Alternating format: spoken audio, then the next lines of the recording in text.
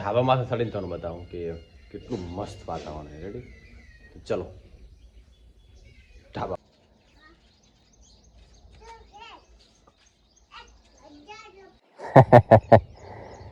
क्या खाते हो भैया? फांग खाते हो? फांग.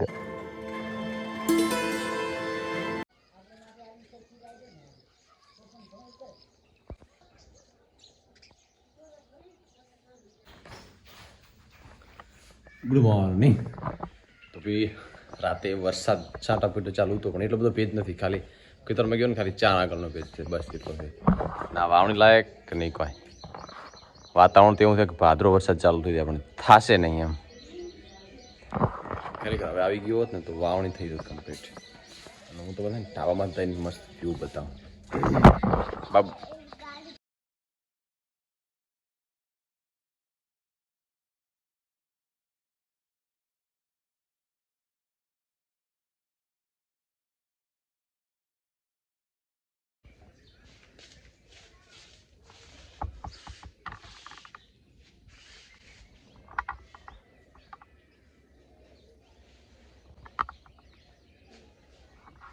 ઢાબામાંથી ચડીને તમને બતાવું કે કેટલું મસ્ત વાતાવરણ છે. રેડી? ચલો ઢાબામાંથી. તમને ચડી ગયું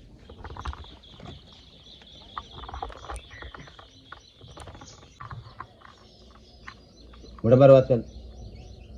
બસ ચલો.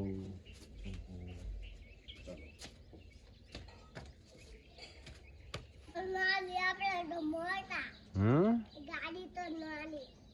ચાર નાની.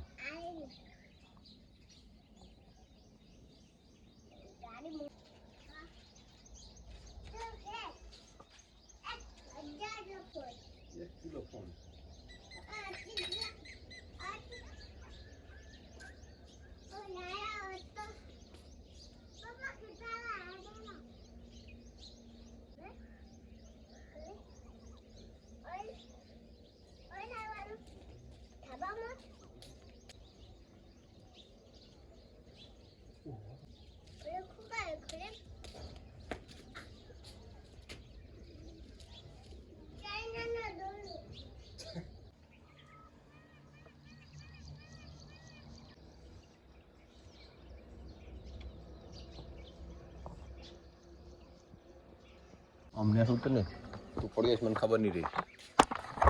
વરસાદ પછીનું ખરેખર વાતાવરણ છે ને એકદમ મસ્ત રમણીય અને ઠંડુ હોય. આ મોસમ હજુ બારે ફરવા ગયા હોય ને 5-6 દિવસ મસ્ત એક ટ્રીપ જુનાગઢ બાજુ હોય કે પછી સાપુતારા હોય કે પછી પાવાગઢ બાજુ હોય, કોઈ પણ હિલ સ્ટેશન, ગમે હિલ સ્ટેશન માની લો, મજા જ કંઈક અલગ છે. રાસમ ફરવા પણ થોડીક દીવારથી એ નેસો ઉતર નેસો કોઈ ઉભો નહીં જોઈ કે તો એવો અળવિતરો છે. આપણે છે ને ઘરે ઢાબા ઉપર એકાદ વર્ષ પછી બેસ્ટ સ્ટુડિયો બનાવવાની ઈચ્છા છે. આપણે એકદમ મસ્ત રૂમ બનાવીશ પણ થોડીક સારી બનાવીશ વ્યવસ્થિત. એમ સીધે ડાયરેક્ટ ખંડાથાળીમાં પતરાની નાખી દઉં, થોડુંક એન્ટિક લાગશે ને એવી બનાવીશ. એમ બસ ગેલેરી મૂકીશ ને એવું બધું પ્લાન છે પણ થોડુંક બધી વાત છે. This is money.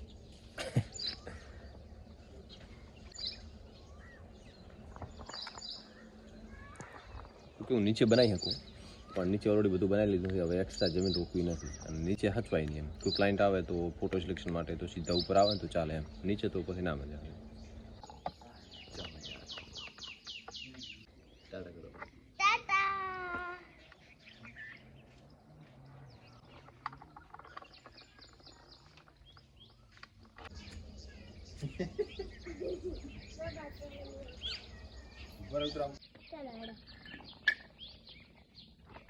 એમ કળા સુધી ચમ આવીશ તો બસ આપણે હવે નીકળશું. જમી લીધું છે, વરસાદી વાતાવરણ છે, વરસાદ છે નહીં, બેસી તો એટલે કળા સુધી આવું જ બેસશે.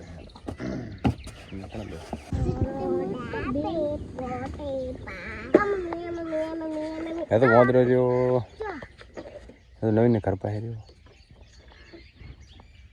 પાડે. વજરો રસ્તા ઉપર બેઠો છે. હું જો મને ભાળશે તો ભાળી લીધો છે.